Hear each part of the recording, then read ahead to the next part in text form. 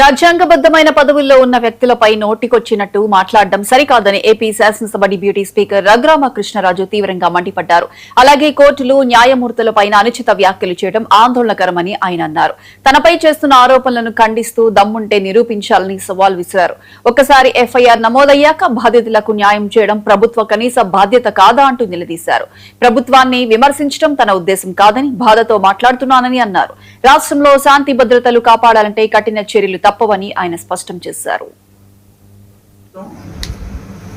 అలాగా అచ్చోసిన ఆమోతులాగా వదిలేస్తే ఇక్కడ సూటు టై వేసుకుని ఇష్టం వచ్చినట్టు తిరిగేసి నోటుకు వచ్చినట్టు మాట్లాడేసి రాజ్యాంగం పదవిలో ఉన్న వ్యక్తిని ఈ రకంగా అది కోసేస్తా ఇది కోసేస్తా అంటాం, నోటుకు వచ్చిన ఆరోపణలు చేసేయటం. రోజుకి 20 లక్షల రూపాయలు నేను సంపాదించేస్తున్నాను క్లబ్బులు నిర్వహించి. చూడరా, వచ్చి చూడు, ప్రూవ్ చేయి, రా, ఆ నియోజకవర్గం రా.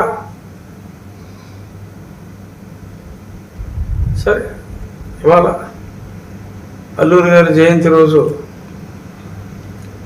ఈ అక్కడ కోర్టులో న్యాయం, ఇక్కడ జరుగుతున్నది. మరి రాజ్యాంగబద్ధ పదవిలో ఉన్న మమ్మల్ని ఎంత దారుణంగా దూషిస్తే, మరి ఈ పదవిలో ఉన్నాం కాబట్టి పూర్తిగా అసలు ఇంకా దారుణం.